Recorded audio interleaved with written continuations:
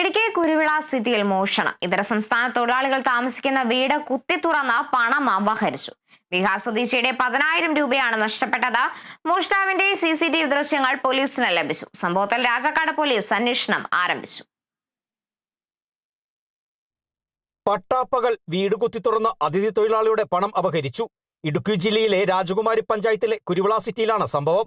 Kuruvila city Yakobaya പള്ളിക്ക് സമീപം മടത്തുംപടിയിൽ ജയപ്രകാശിന്റെ ഉടമസ്ഥതയിലുള്ള വീട്ടിലാണ് കഴിഞ്ഞ ദിവസം ഉച്ചയോടെ മോഷണം നടന്നത്. ജയപ്രകാശിന്റെ ജീവനക്കാരായ അതിഥി തൊഴിലാളികൾ താമസിക്കുന്ന വീട്ടിലാണ് പട്ടാപ്പകൽ മോഷണം നടന്നത്. വീടിന്റെ മുൻവശത്തെ വാതിലിന്റെ പൂട്ട് തകർത്താണ് മോഷ്ടാവ് അകത്ത് കയറിയത്.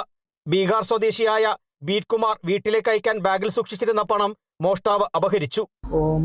मैं 1 बजे खाना खाने के लिए आया ना, तो देखा कि ताला गिरा हुआ है नीचे में। तो मैं सोचा कि गिर गया होगा, कोई ताला लगाने में भूल गया होगा तो गिर गया होगा। लेकिन देखा, जब रूम खोलकर देखा तो पूरा मेरा सामान और बैग खोल के पैसा निकाल लिया 11,000 रुपया और लेकर भाग गया। और कत्ती भी लेके आया था, वो कटिंग करने वाला, और लेकर भाग गया सब। അതിഥി തൊഴിലാളി ബീറ്റ് കുമാറിന്റെ 10,000 രൂപയോളം നഷ്ടമായി.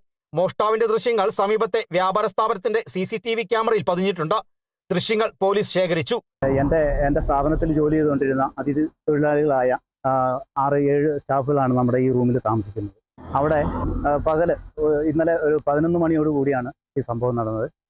ഇവർക്ക് ശമ്പളമായി കൊടുത്തിരുന്ന പൈസ റൂം കുത്തിപ്പൊളിച്ച് ആ റൂമിലുണ്ടായിരുന്ന 10,000 രൂപയോളം മോഷണം പോയി. രാജാക്കാട് പോലീസ് സ്ഥലത്തെത്തി തെളിവുകൾ ശേഖരിച്ചു. അന്വേഷണം ആരംഭിച്ചിട്ടുണ്ട്. പട്ടാപ്പകൽ നടന്ന മോഷണം നാട്ടുകാരിൽ ആശങ്ക സൃഷ്ടിച്ചിരിക്കുകയാണ്. പ്രതികളെ പിടികൂടാനുള്ള ശക്തമായ അന്വേഷണം പോലീസ് തുടരുന്നുണ്ട്. Kerala vision news, Idukki.